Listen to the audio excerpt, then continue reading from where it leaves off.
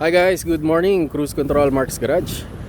So guys, nandito tayo sa Eton City. Nag-install ng cruise control dito sa Altis 2015 2.0. Ito na yung cruise control. Tapos ito yung indicator niya. Ready, 1, 2, 3, on. Ayan, on, off, on, off.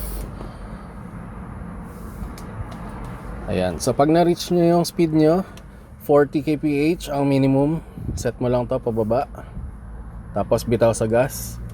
And then kapag mag-increase ka ng speed, ito, +1. Yan, +1, +1. Pagka magma-minus, ito, -1, -1. -1 kph. Ayan, tapos pwede rin mag-hold. Ayan, ang ano nito, ang increment nito, 1, 2, 3, 4, 5, 6, 7, 8, 9, 10. Ganun, mabilis ang bilang niyan. Tapos ito po ay cancel. Ayan. Yung rest po, ibig sabihin resume.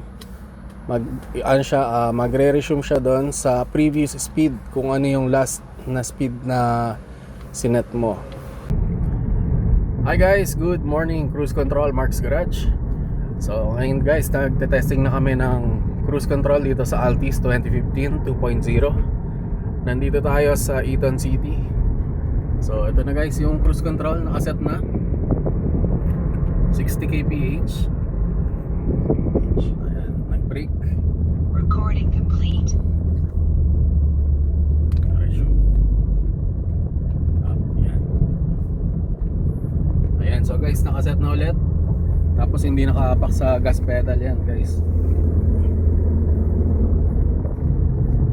Ayan guys, oh, maintain ang speed 60 kph. At natin was gusto mo. Sige, increase ng speed.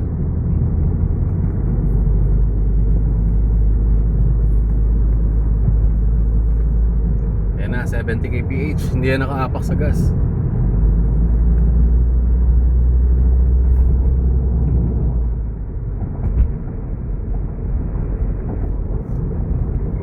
Ayos, working. Working guys dito sa Altis 2015 2.0. Dito lang yan guys sa Cruise Control Mark's Garage. Yes.